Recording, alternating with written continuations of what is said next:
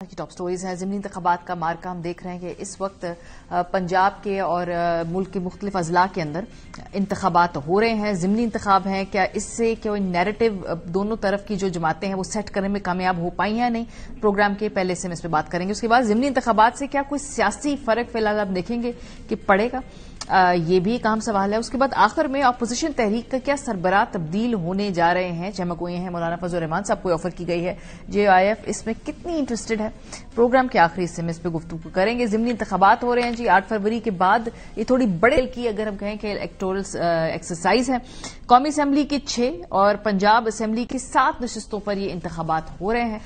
اس وقت صرف 2 نشستیں ایسی ہیں جس پہ تحریک انصاف کا جو ہے وہ مقابلہ کر رہی ہے۔ ایک لاہور سے حماد اظہر صاحب کی کنٹیسٹ شدہ جو سیٹ ہے وہ ہے، اور دوسرے ہری پور سے عمر ایوب خان صاحب۔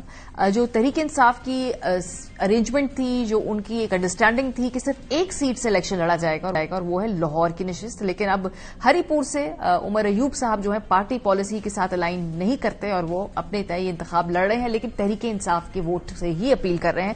قومی اسمبلی کے 6 حلقے کون سے ہیں؟ وہاں پہ 2024 میں کیا نظر اگر ہمیں ڈالیں صورتحال رہی تو NA 18 2024 انتخابات کا جو نتیجہ تھا، عمر ایوب صاحب کی یہ سیٹ تھی، 1,92,000 ان کے ووٹ تھے اور ان کے جو مد مقابل تھے ان کے 1,12,000 ووٹ تھے بابر نواز خان کے۔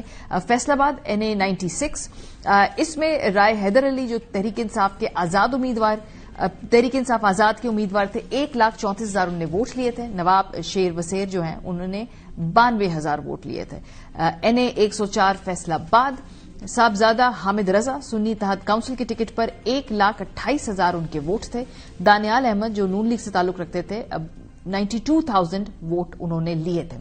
NA 129 جو کہ اس وقت لاہور کی ایک سیٹ ہے، میاں اظہر صاحب جو PTI آزاد سے تھے 1,03,000 انہوں نے ووٹ لیے تھے۔ حافظ نعمان نون لیگ سے 71,000 ووٹ لے کر دوسرے نمبر پر آئے تھے۔ ساہیوال کی جو نشست تھی ہم نے دیکھا 2024 میں رائے حسن نواز PTI آزاد کے 1,47,000 ووٹ لینے میں کامیاب ہوئے تھے۔